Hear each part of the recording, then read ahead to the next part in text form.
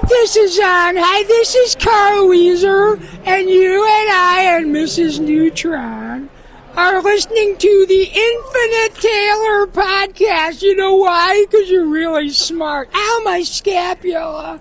I'm still gonna watch and listen. Bye.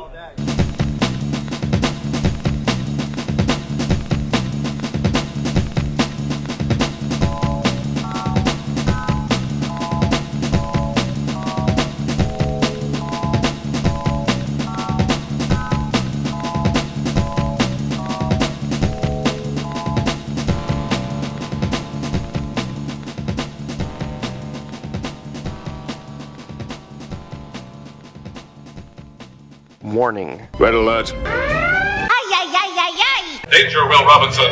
Danger! That's the emergency alert. This episode is full of spoilers for some of the latest and greatest nerdy movies and shows. Spoilers. Listener discretion is advised. What's up, everybody? Welcome to the Infinite Taylorverse podcast. I'm Billy Taylor, and if you couldn't tell from that wonderful intro, this week is all about my time at Kansas Comic-Con in Wichita, Kansas.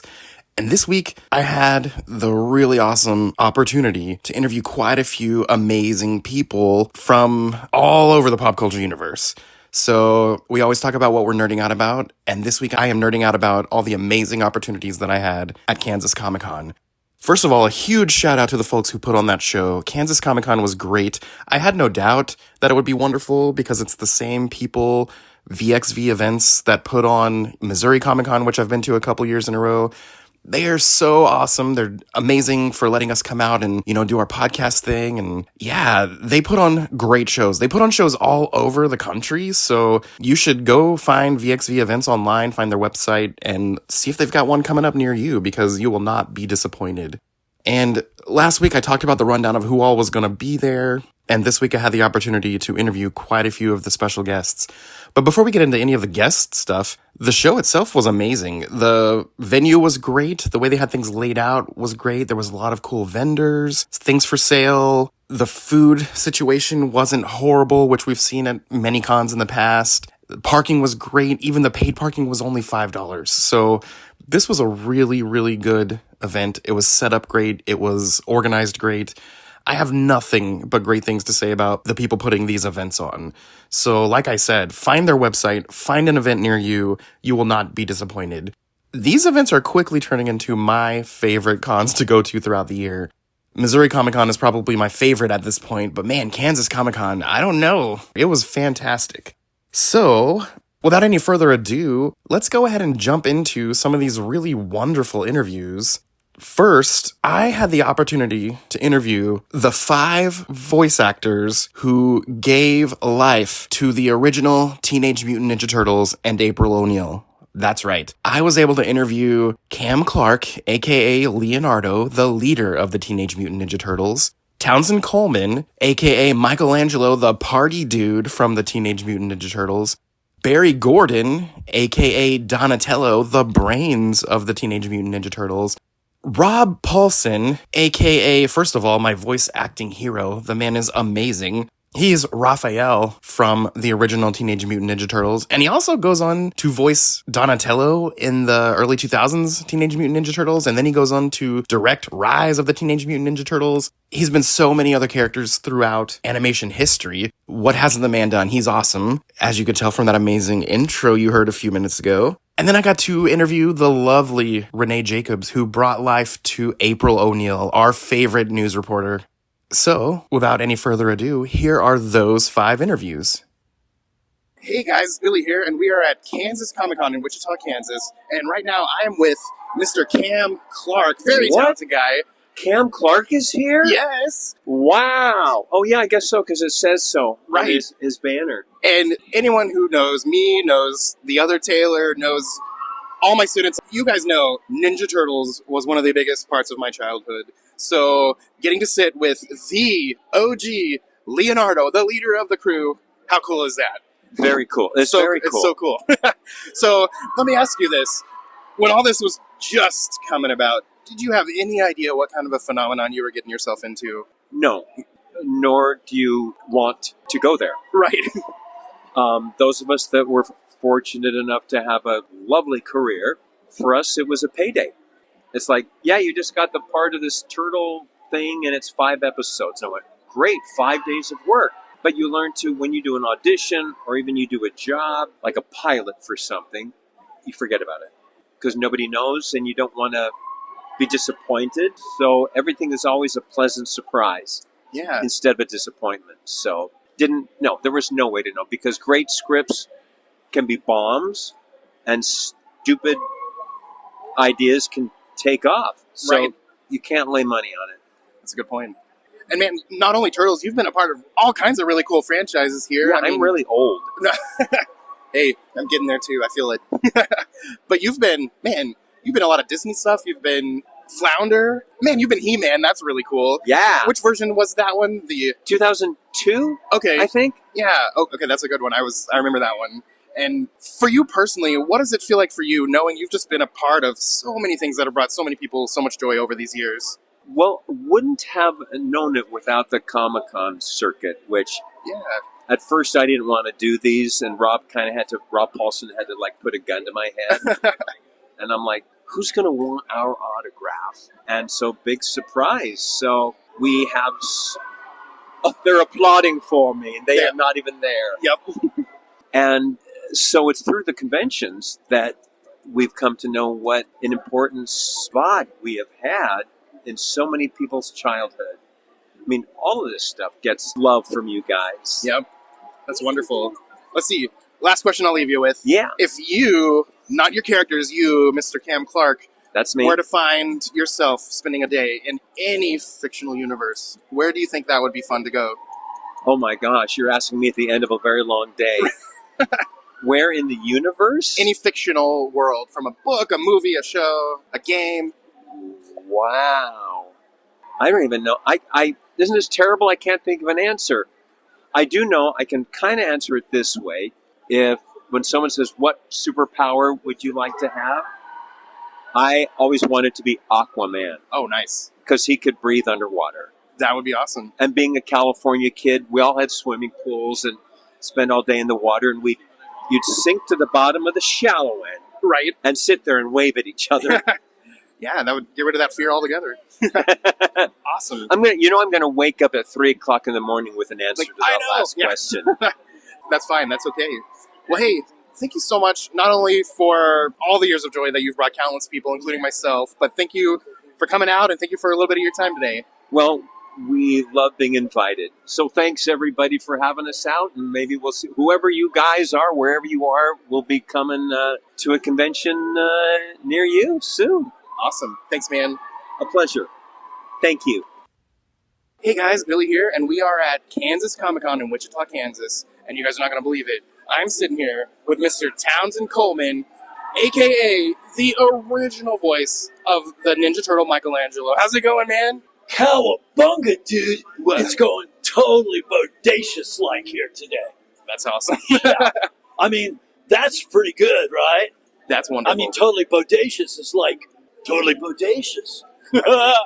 No, it's going great, buddy. That's awesome. Well, hey, anyone who's listened to us or watched us for any amount of time knows that Teenage Mutant Ninja Turtles was one of the first things that I ever got into. It brought so much joy to my little self and my adult self. And I guess for you, back when all that was starting, did you have any idea the phenomenon you were getting yourself into, man? Billy, there's no way we had any idea.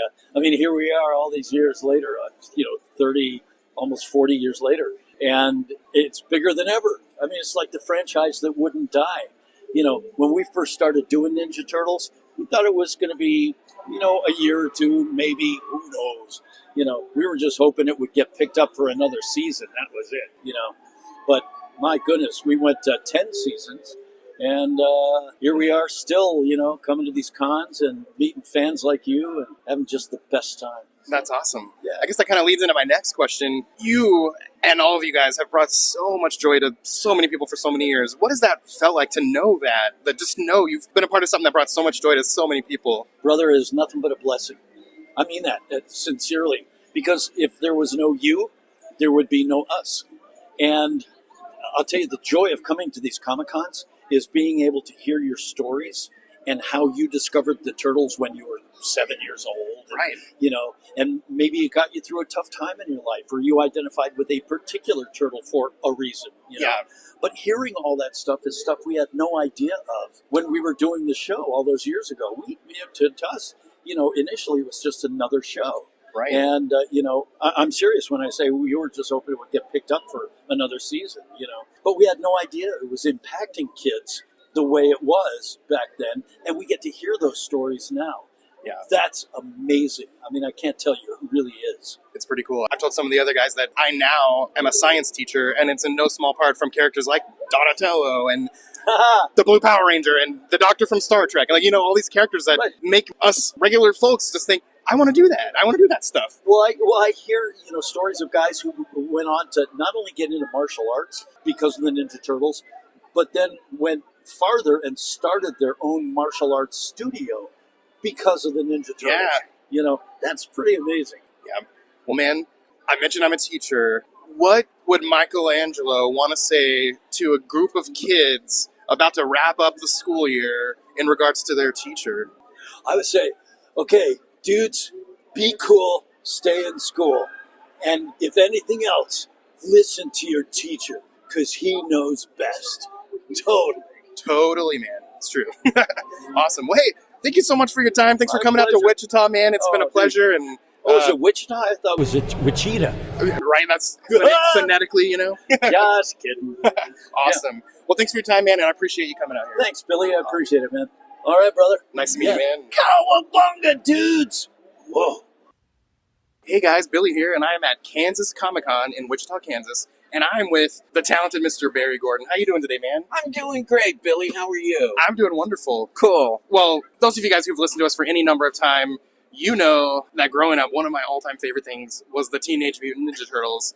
And in my day job, I'm a science teacher, and Donatello was my favorite turtle. And I feel like characters like Donatello and all these other, you know, sci-fi pop culture characters who were so into science made a big impact on my decision for my, you know, future career. And so I think that's really cool. And I think that's fantastic. I mean, I do talk to a lot of fans who went into computers, they went into science, and they say it's because of Donatello. So I'm honored by that. Yeah. You can't have too many scientists and computer people these days. oh yeah, You need STEM people all over the place. that's for sure. Yeah. Well, hey, for you personally, let me ask you this first. Back when this was a whole new thing, the Turtles, man, did you realize what kind of a phenomenon you were getting yourself into? Oh, of course not. No way. I hadn't heard of a comic book. A couple, I think Rob had, but I hadn't. So I had no idea when they called me for an audition of Teenage Mutant Ninja Turtles. You know, I basically said to my agent, "Well, I want what you're smoking," Right. because I had no. You know, I just thought he was making it up. But it turned out to be real. Yep. It turned out to be what it turned out to be. But there was no way to know. I mean, especially because we didn't start the normal way. We didn't start as a network pilot. We started as this 5-episode kind of mini-series, which spun out the origin story and, you know, introduced things like the Technodrome and stuff like that. And we did it in what was called syndication. Yep. One of the smaller channels, you know, but across the country. So, you know, it was sort of destined to fail. And that didn't happen. It broke destiny. Yeah, it broke destiny. For sure. Yeah. Man, you've been a part of a lot of cool things.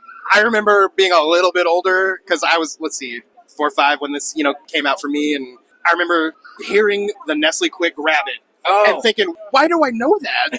And when I got a little bit older, put 2 and 2 together, and that's Donatello. Yeah, that was, I think that was my first adult voice character. The first character I did when I was an adult. I did do one animated character I did, the Cheerios Kid, when I was about 12, 13, for a short time. But I think Nestle Quick Bunny was before I even started to do animated cartoons on television. So. Yeah, very cool. Well, over all the years, what has brought you the most joy doing all this? I don't know, just the fact that I could. I think, Yeah. and I think every once in a while I look back and I think about the fact that I started a career when I was 4 years old, and that it lasted until I retired, and that it's rather amazing to me and a blessing and hard to believe. So it's all of it, and the people that I've been able to work with, not just in animation but on camera, is something really exciting. And I just am very, very grateful that I had this opportunity and this kind of life that a lot of people don't have, and I don't know why I ended up having it, but I really thank my stars every day. Awesome for this. So. Well, cool. Well, your fans, thank you, man, for bringing us so many years of joy, and it's lasting joy. I have young students who still enjoy the classic Ninja Turtles, and that's so cool. It is, and we see generations come up to the tables and talk about their grandchildren now. Yep. Who they're introducing to the '87 ones. Because they've seen the newer. And then, but then the grandfather says, yeah, but you got to see the '87. Oh, yeah. So, That's awesome. Now that's starting all over again. Yep. Well, hey, thank you so much for a few minutes of your time. And thanks a pleasure, Billy. For coming out to Kansas and meeting all of us. And thanks for all the years of joy, man. Thank you. I really appreciate it. Hey guys, Billy here, and I'm at Kansas Comic-Con in Wichita, Kansas, and I'm with the amazingly talented Mr. Rob Paulson. How you doing, man? I am breathing. I'm not in jail, but the day's not over yet. So far, so good. Well, man, I can say so much, but you have been a hero of mine for so long, for so many reasons, and this goes back to something you said once. Oh, dear. You said, laughter's the best medicine. You can't OD and the refills are free. Amen. And you know how on Facebook you have a little bio? I put that quote and credited to you, and that's been on my Facebook for decades at this point, man. But it's true. It's so true. I'm telling you, folks, laughing is free, and it pretty much can get you through anything. The trick is finding the joy or the joke, but once you do, it's a very big deal. Well, my introduction to you had to go back to, obviously, the Teenage Mutant Ninja Turtles, and you were Raphael, and years later you were Donatello, years later you're directing some stuff, man. I know. If I live to be 100, I can do them all. Right. You could go through all the characters. I can't wait to see you as April, man. Hey, I'm not afraid to cross over, as it were. Yes. Right. So, man, I'm a teacher, and I have this pop culture club, and for all the kids who might be listening here or watching, you've been so many voices, not just Raphael, but we're talking Yakko Warner from Animaniacs. Hello, nurse. Right? And Pinky from Pinky and the Brain. Yes. Carl Weezer from Jimmy Neutron. Stay away from Jimmy's mom. Oh, and Ditto from Ben 10. And Ditto from Ben 10, yep. Oliver loves Ben 10. Thank you, Oliver. But from your point of view of this, what does it feel like knowing that you've been something that brought so much joy to just generations of people, man? It's, I have no trouble talking, obviously, but this is where I get a little bit tongue-tied. I can tell you, in one word, it is a privilege. I've been rich and I'm poor, and rich is better. However, coming to these events and meeting lovely people like you and Oliver and all these impossibly kind people, we learn the extent to which these characters connect with people. And often they help them through really difficult circumstances. But the bottom line is, all it does is make people happy. Yeah. And I have a job, thanks to all of you, in which I leave one of these wonderful events exhausted from saying thank you. Nobody gets that. So thank you, all of you. You will never know how much it means to us. And I've won the lottery, and I know it. Yeah, man. Well, that's how we feel from all the joy you've brought us, man. Thank you. And one last question for you. If any one of your characters could tell a classroom full of kids who are about to enter the last quarter of the school year something they need to know for their teacher's sake, what would that be? When you leave the room, don't let the door hit you or the good Lord split you. Good night, everybody. Oh, and listen to this guy. He knows what he's talking about. Awesome. Well, thanks, man, for your time, and thanks for coming out here to Wichita. Not at all. It's been great meeting you, man. My great pleasure. Thanks, guys. Hey guys, it's Billy here, and I am at Kansas Comic-Con in Wichita, Kansas, and right now I am with the lovely Renee Jacobs. How are you doing today? I'm doing great. How are you? I'm fantastic. So, those of you guys watching or listening, first of all, who isn't a crazy huge fan of the Teenage Mutant Ninja Turtles? Well, this lovely person right here is the original animated April O'Neil. How cool is that? I think it's pretty cool. That's so cool. I'm very lucky. And I guess a couple of questions. Sure. Back when it was happening, did any of you guys just realize what phenomenon it was going to be? That's a really good question. Well, in the beginning, we had no idea. it was originally a 5-part miniseries. Okay. So, we thought 5 and done, right? We had no idea we'd go to series. So we did that in early fall of 1987. We recorded it.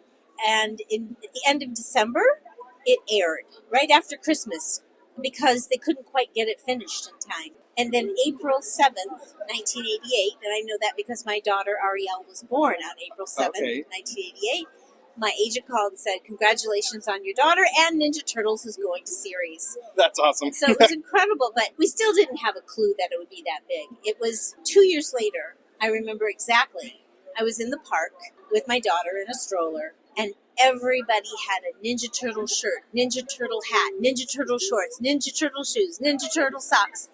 And I realized that if it had been our faces instead of just our voices, we would not have been able to go out on the street. Right. It was so popular. And that's when it hit me. That's when it really hit me. Yeah. That's got to be one nice thing about voice acting is the anonymity a little bit, Well, it used to be we were always anonymous. Now, not so much. That's true. Cons like this and big adoring groups of fans, It's still hard to get used to. I'm in the elevator of the hotel where the con is and get in the elevator and people are like, oh, hi. I'm like, hi? Okay. So it's hard to, it's kind of hard to absorb that. That is really cool. So what does that feel like to you personally, just knowing you're part of something big that brought so much joy to so many people? It feels great, mainly because I get to hear so much about how Ninja Turtles affected people, what kind of joy we brought, what kind of stability we brought, strength of April O'Neil's character to a lot of young women, little girls who were being bullied by their brothers or others. Last convention, I heard from a woman whose name is April, and she got bullied at school because her name was April, and they kept teasing her about, where are the turtles, April? Oh, man. But she overcame that, and she married a wonderful man who's totally into turtles, and they celebrate there that. You go. That's wonderful. So, a question I like to ask everyone at a setting like this, if you, the actress, not the character, you the person, could spend a day in any fictional world, where do you think it would be really fun to spend that time? Oh my gosh. There's so many. So there was a cartoon called Johnny Quest. Yep. And that was one of my favorite cartoons. So I think probably in the Johnny Quest series, because it was, educational and it was archaeology and history and it was incredible. So, but there's so many I would love to have been part of. I think probably almost anything unless it was frightening. Right. Well, hey, thank you so much for a few minutes of your time. You're very welcome. It's nice to meet you. Nice to meet you. How about we do Turtle Power on 3? Let's do it. Okay, you ready? Yes. 1, 2, 3. Turtle Power! This is April O'Neil, Channel 6 News, signing out. Weren't those great guys? I had such a blast getting to know those guys, and man, it was quite the fun experience to get to talk to them, both on and off the camera. It was great. I will never forget my time with them. Also, I had the awesome opportunity to interview anime voice actor, Mr. John Swayze. He's also been countless anime voices throughout the past many years, but for me, what I know him from and think is so cool is he is the voice of the extremely bad villain, All for One, from My Hero Academia. So let's hear that interview.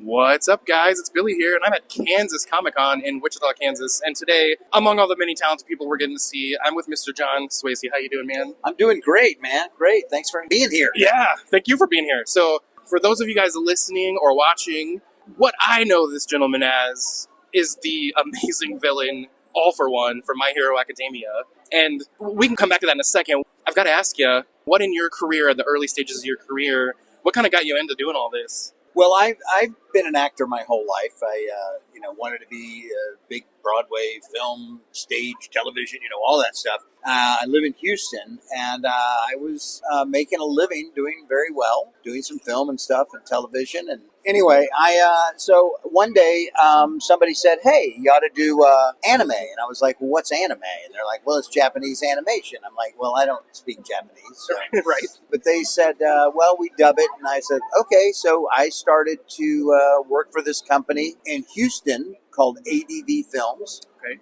And, that was in 87 and just started doing anime. And just like in about 92, 93, started doing some freelance directing for them and started working for Funimation up in Dallas and just kind of continued. And here we are today. Now I'm a full-time director. ADV is now Sentai Filmworks. Okay. We're a part of the AMC Networks family. Anyway, I direct and act full-time and I go to conventions. So it's taken over my whole life. Oh, man. I no longer do the film and television and stuff like that because I'm too busy doing this. So That's awesome. it's been an amazing journey. So in anime, who were some of your earliest characters? My very first show was a show called Golden Boy, and I played the role of the director. Okay. But, I mean, golly, I've done tons of shows. My first biggest role would probably be Gendo from Evangelion. But I've done so many shows. And for what it's worth, according to Anime News Network, I'm the most prolific male voice actor in North America. Awesome. That's amazing. Right behind Monica Rial, Lucy Christian, and Brittany Karbowski, all of which started at ADV Films in Houston. That's awesome. Yeah. Texas is sort of a mecca for anime production. That's what it seems, yeah. Yeah.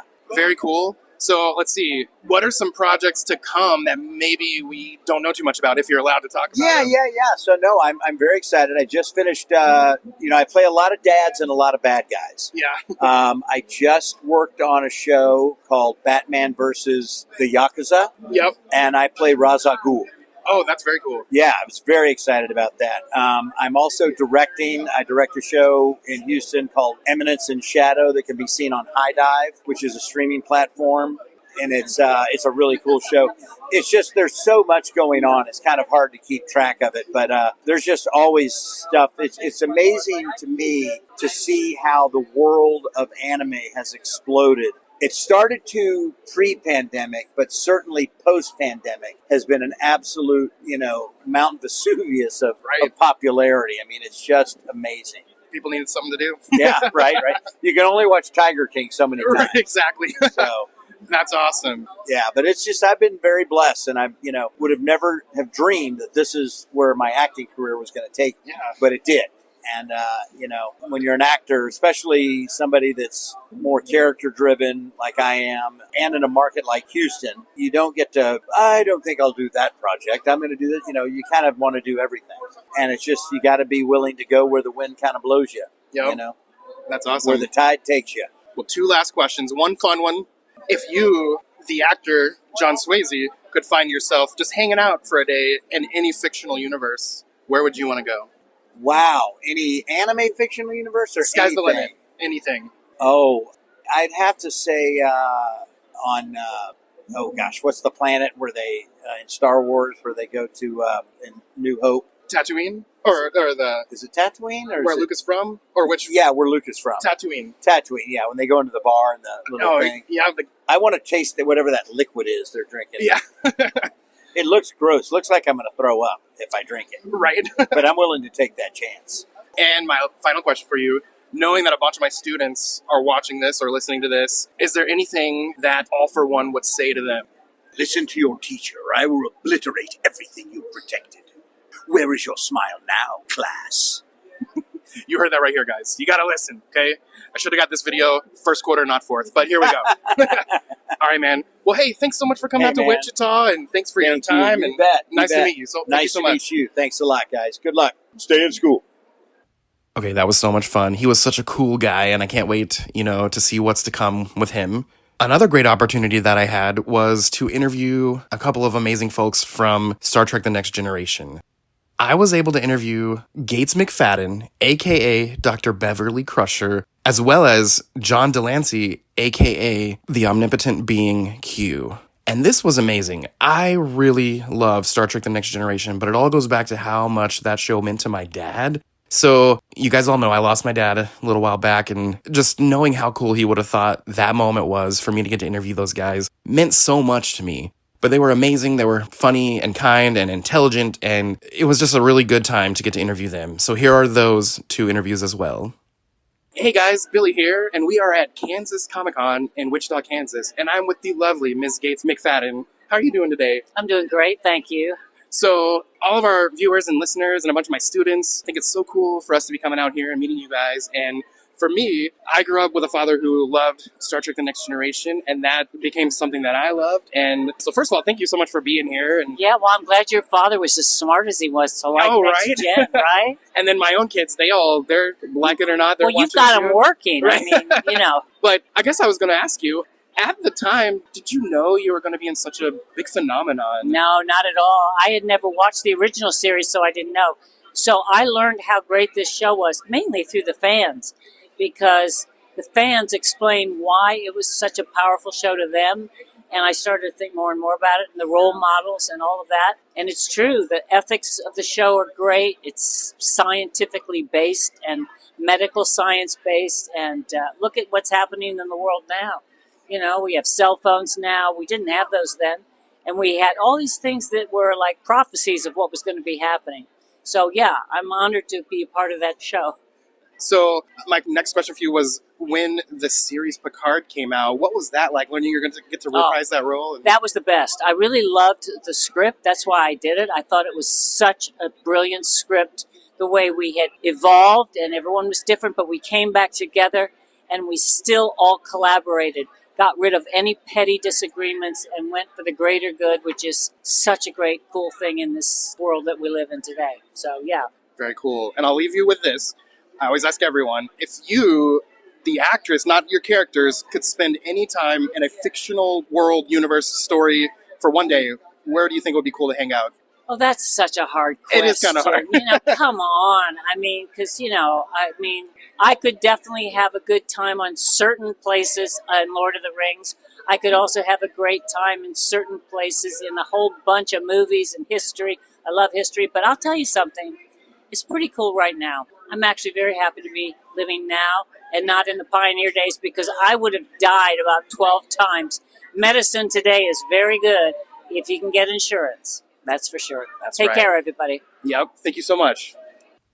Hey guys, it's Billy here, and we are at Kansas Comic-Con in Wichita, Kansas, and I'm with the legendary, amazing Mr. John Delancey. How are you doing today, sir? I'm good, thanks. That's awesome. So, I mentioned earlier, I'm a teacher and I have a pop culture club at school, and I know the kids are so excited that this is happening right now.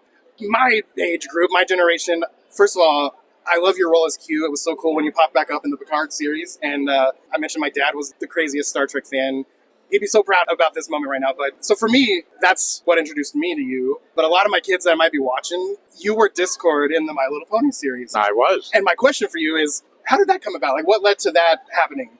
Well, I just got a call from my agent saying, you have an offer to do My Little Pony, for which I had never heard of My Little Pony. And they said it's a cartoon for little girls. And I went, well, fine. So I did it, only to discover it was much more than that. Right. Much, much more than that. And, that and Bronies, and I think it's a great show. Secular, not religious, with cautionary tales and, ethics and things like that. And I played a sort of a, discordant sort of guy. Yep. Yeah. So for someone like me, everyone got so excited when this new Picard series came out. What was that moment like when you found out, like, hey, we're going to want you to be in this? How did that all happen? Well, that was fun. I mean, I was happy to be included in that. Yeah. That's really cool. Yeah. So you say you're a history teacher? Science. Science Yes, teacher. sir. Okay. Yeah. All right. Well, what sort of science? I teach biology. So I've been a teacher about 15 years, and the past 2 years I've had all the advanced students. So now, what grade biology do you teach? About 13 years with freshmen, but the last 2 I have mostly juniors and seniors with the advanced class. I just wrote a play about the 2005 Dover Intelligent Design Trial. Do you know anything about that? Pardon my ignorance, but I don't think I do. Well, it's when evangelicals took over the school board, threw out the science book, and brought down intelligent design, which is actually creationism. So they ended up being sued by the parents, and it's a trial which is really an extension of the Scopes monkey trial. That's pretty interesting. I'll have to go look into that. Yeah. Very cool. Let's see. I always end these with kind of a silly question. If you could find yourself, John Delancey, not your characters, just hanging out in a fictional world, any fictional world, sky's the limit, where do you think would be cool to hang out for a day? A fictional world? Any fictional universe world. Well, what's interesting is that I don't spend much time in the fictional world. Yeah. I just don't.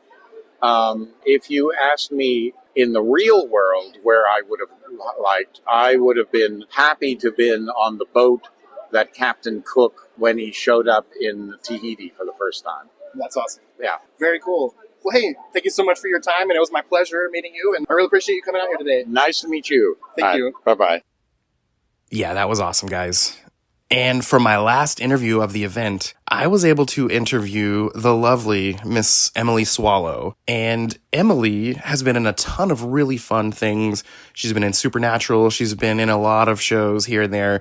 But for me, my favorite role that she has been a part of is she is the armorer on The Mandalorian. Such a really cool, really intelligent, powerful being. And yeah, it was just really cool to get to talk to her. And here is that interview.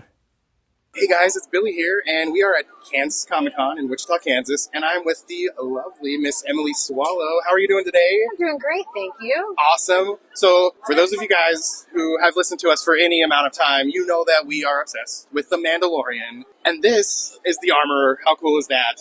I even have my hammer to prove it. Even has in her case hammer. you don't believe it. Right? So, going back a little bit, when you were kind of going through the process of getting that position, what was that all about? How did that work? What was that like? It was so low-key. I had no reason to think that it was a big deal at all because they were very secretive about it. And it was sort of vague as to what the show actually was. And Disney Plus was a brand new thing. Nobody knew if it was going to, it's another streaming platform. Another one. And I went in for the audition, and the only person in the room was the casting director who was putting me on tape. There was nobody from the project. So I tend to be very cautiously optimistic. And so even if I know, I knew that Jon Favreau and Dave Filoni were attached, I was like, I might not even ever meet them. I don't know who I'm going to be working with, which was great because I was able to just do my work as an actor and not get nerves about like what it could be or what they might want, which is also, you kind of just have to embrace that when you are part of something, when you're auditioning for something that is so secretive. Because you have no idea. Right. So you have to trust whatever instincts come first and hope that that's what they want to see. That's awesome. So you've been in a lot of really cool things like Supernatural and I think Castlevania, the recent Netflix series, and The Last of Us? I was in The Last of Us video game. The video game, okay. Yes. Gotcha. And what is that like, just knowing you're part of all these amazing things that just bring so much joy to people? It's incredible because, and it's always surprising because you don't know when you work on something.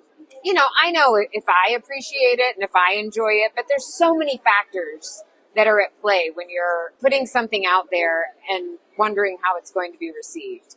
And to be a part of these projects that I think are really wonderful, and they have such beautiful themes in them and such interesting characters, such flawed characters, to then see a fandom respond the way that they do and to get to be a part of this community where we get to meet at these conventions and I hear all of you reflect about, what the shows mean to you. It's a very special thing because there's a lot of actors who do incredible work and they work really hard, but they happen to not be on shows that have big fandoms. Right. And then, so then it's what you make of it. Yeah. Awesome. Well, one last thing here. If you, Emily, not any of your characters, were able to find yourself hanging out for a day in any of these fictional worlds, sky's the limit, where do you think it would be really cool to hang out? Oh my gosh. Well, it's hard for me to separate because all of these people around here are so interesting. What would be the most fun to hang out in? Even if someone's not here. Oh, well, see, no, don't do that to me because then I will never give an answer. Well, okay, growing up, my go-to heroes were She-Ra and Jem and the Holograms. So if I did get to meet the woman who voices Jem, which was like a bucket list item. If I could live in She-Ra, Princess of Power's world, I'd have it made. That would be cool. I could see that. I could see you even being She-Ra. So. Right? I think so. Cool. Maybe She-Ra's older sister. I might have aged out of She-Ra. Nah. Awesome. Well, if you could leave my group of students with any advice from the Armorer, what would you say to a group of kids going in to listen to their, Jedi, Mandalorian Master, whatever? Yeah. Any advice from the Armorer? One of the things that the Armorer has really taught me is to have patience and to wait for people to really reveal who they are without thinking you've got them pegged. Because I think, she is someone who carries a lot of authority. And as we have seen, she can do a lot of damage with a hammer, but she doesn't. She waits until it's absolutely necessary. And I think she gives people the benefit of the doubt. And I think that now more than ever is so important. We're so quick to judge people and think we know all about them just based on one thing that they say or one thing that they post. And so I think patience is a pretty awesome trait that I would encourage all of you guys to have. That's great advice. And to listen to your teacher. Oh, yeah. Do that. This is the way. This is the way. Well, thank you so much for your time. Thank you. Yeah, she was awesome. That was so much fun. But yeah, Kansas Comic-Con, you guys, that was all the really cool interviews I got to do over at that event. And man, I am so excited that this event has come to the area, and I am so excited to get to go back in the future. It was amazing. I really, truly mean it when I say these events have become my favorite events to go to. So yeah, once again, look up VXV events. Find all of their events happening all over the country, not just Missouri and Kansas. They're all over the place. So look them up, guys. You're going to want to find them. You're going to want to go to these events. They put on an amazing show. They make it affordable and family friendly, and they have such amazing guests. And yeah, you need to find one of their events near you because you're not going to regret it. As we wrap up this episode, I want to remind you guys that Kansas City is having their big Planet Comic-Con event this weekend, and I will be roaming the floor all 3 days. You should try to find me. I'll be there. I'm really excited to get to meet David Tennant, the Doctor. Man, I'm so excited. And River Song, and Luke Cage. Oh my gosh, Mike Coulter's going to be there, and Andy Serkis, Gollum, and countless other folks, you guys. Man, there are so many great guests coming to Kansas City this weekend. You're not going to want to miss that event as well. It has been a con-rich several weeks, you guys. Us nerds are having our cup run over with good times. But yeah, this weekend I hope to see you at Planet Comic-Con. I'll be around. Find me. It's going to be great. But hey, as for us here at the Taylorverse, I've been Billy Taylor, and I hope that you guys come back next week. Same Taylor time, same Taylor channel. Bye.